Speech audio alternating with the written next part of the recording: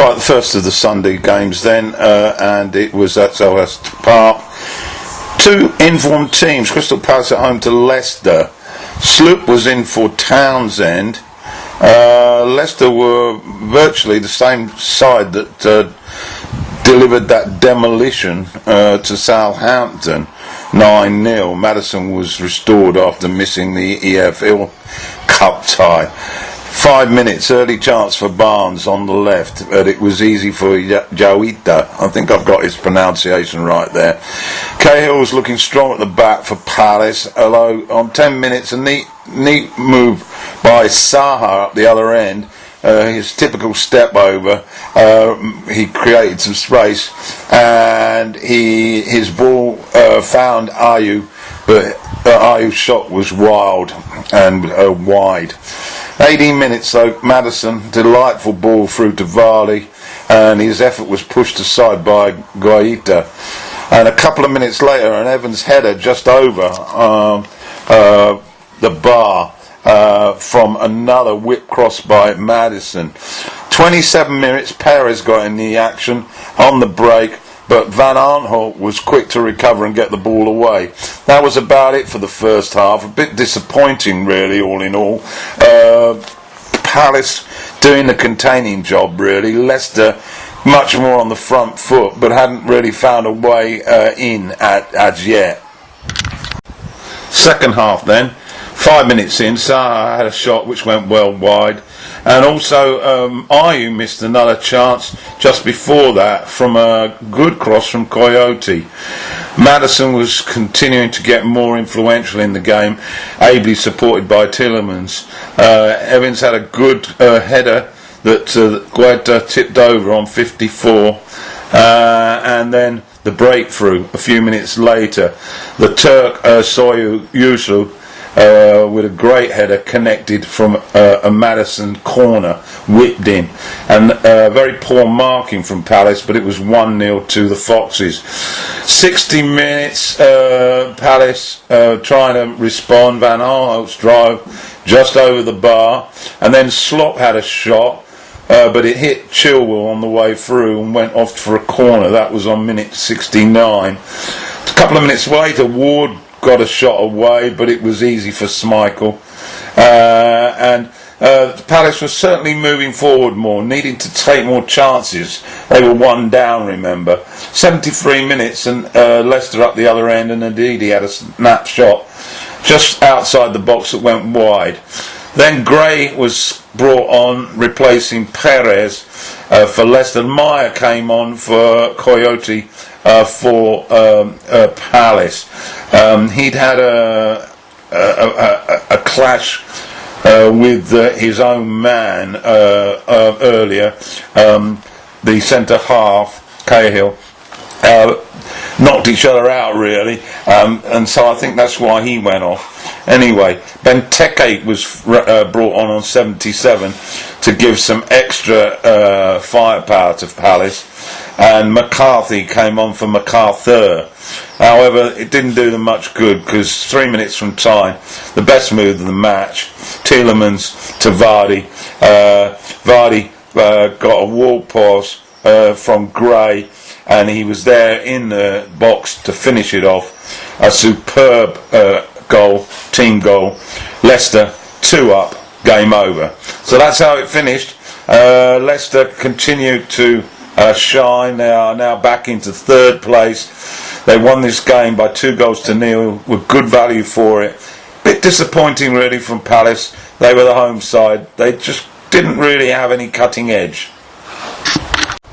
So to Goodison Park then, the last fixture of week 11. Everton home to Spurs. Spurs were without their talisman Harry Kane with an injury, and Lucas Moura stepped in up front for Spurs. Everton, much the same team as last week. Still no Coleman was back, sorry, but Bernard wasn't, and Walcott still in the sky. Calvert-Lewin on the bench.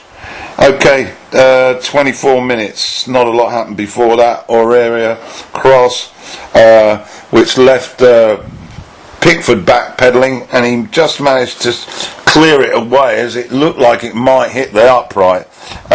28 minutes, Walcott got to the byline, but his cross was headed well over by Gomez. On 32 minutes, though, Richarlison had a shot, but it went straight down Casanegra's throat. That was about it. Goalless at half time. Into the second half then, 54 minutes, and a cross from a free kick caused some anxiety in the Everton defence from Eriksson, and frantic clearance by the home side. 6 minutes later, Richarlison again brought a good straight save out of Casanegra, who was once again performing exceptionally well, deputising for Lloris.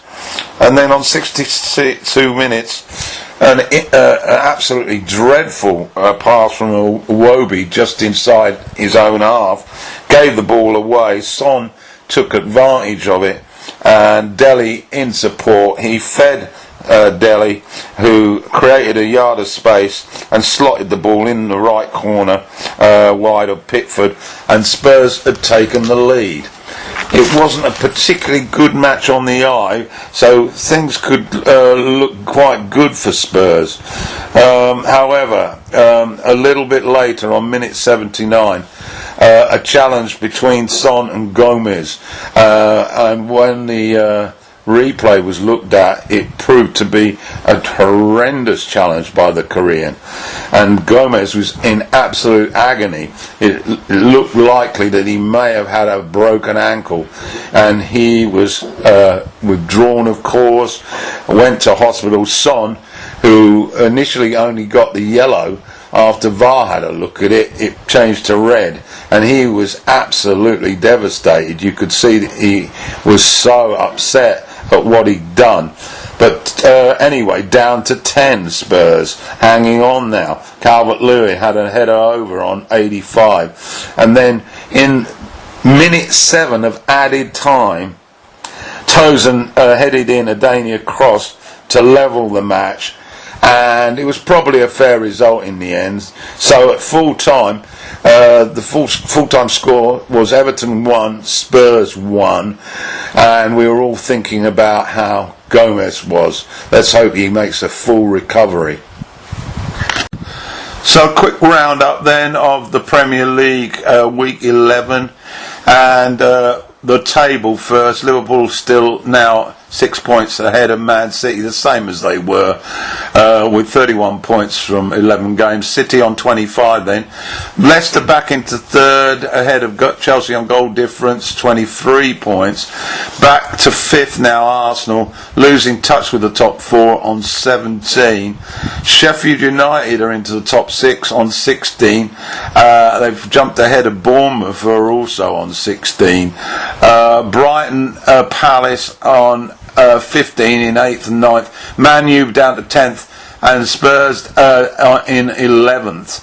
At the bottom, Watford are still holding everybody up. They've got 5 points. Norwich 7, and Southampton on 8, and Everton just one place above the drop zone with 11 points. Same total as Villa. Newcastle have improved now to 15th on 12 points. So let's have a quick reminder of the scores for the weekend. I'm just getting my head filled with the goal scorers, and quick reminder from Saturday's games. I think basically King's goal was inspirational. I like that one, and I suppose one's got to say that the Liverpool winner by Mane, that deft header, certainly impressive, and that's about it. Chelsea's goals, pretty good. And then now to Sundays then. I think the Leicester goal with Vardy finishing it off was an absolute gem. So I'm going to go for that one. I'm going to go for Vardy's goal, Leicester's second, which basically confirmed their win.